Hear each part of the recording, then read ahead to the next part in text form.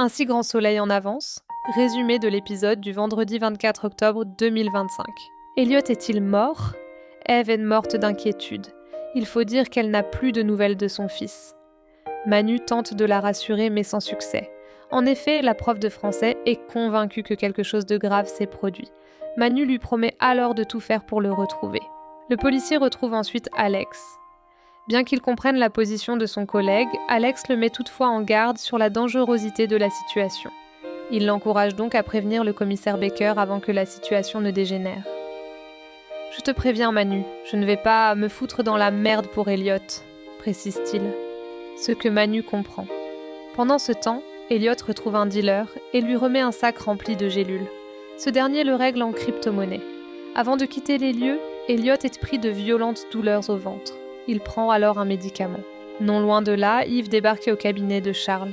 Ce dernier lui fait croire qu'il n'a pas eu de nouvelles de son ami depuis qu'il a quitté le cabinet la veille. Seulement, Yves insiste. Ce qui agace fortement Charles qui lui répond.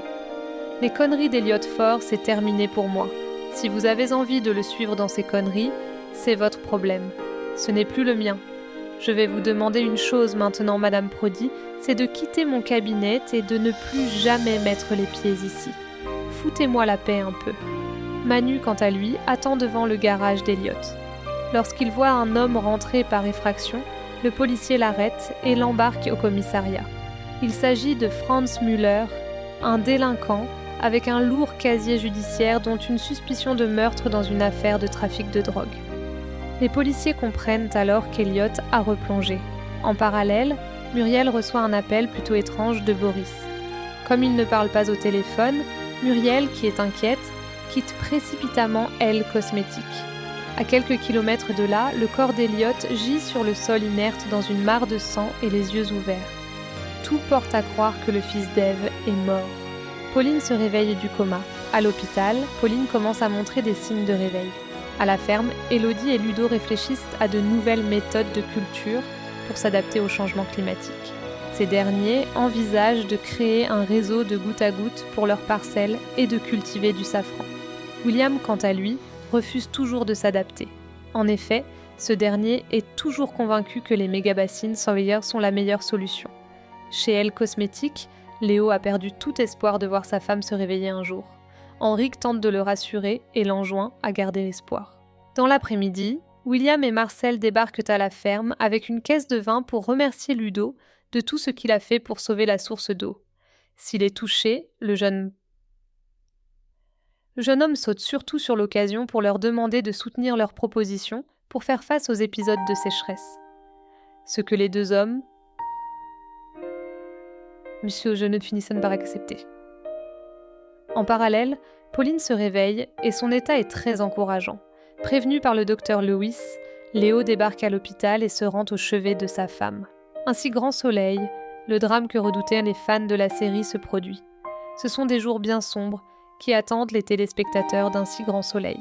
Depuis son retour à Montpellier, Elliot, Stéphane Monpetit, semblait prêt à rentrer dans le droit chemin. Amoureux et futur papa, le jeune homme avait même accepté de collaborer avec la police pour faire tomber le procureur Bernier. Un choix courageux qui lui avait valu un passage par la case prison avant de retrouver cette liberté tant espérée. Mais alors qu'il rêvait de construire une vie stable, loin des magouilles, l'infidélité de Muriel, Lou Kumakudi, l'a définitivement remis sur le mauvais chemin. Brisé par cette trahison, Elliot a tout tenté pour la reconquérir. Il n'a d'ailleurs pas hésité à créer une véritable guerre entre les Laumières et les Bastides, afin de les pousser à vendre BNL Innovation. Un plan audacieux qui a cependant échoué. Après avoir perdu la femme de sa vie, la garde de son fils et son entreprise, Elliot n'a désormais plus rien.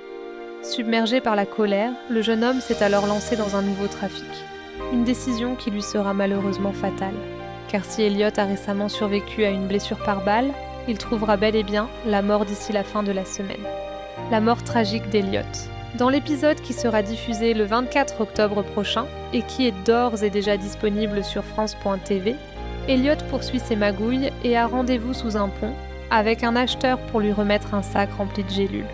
Si la transaction se passe bien, le drame survient quelques heures plus tard. En effet, le corps inerte d'Elliot gît alors sur le sol de son garage. les yeux grands ouverts avec un filet de sang qui s'écoule sous son épaule. Aucun doute possible sur le sort tragique de ce personnage. Une fin brutale presque inévitable pour un personnage aussi tourmenté. Mais qui a tué Elliot ?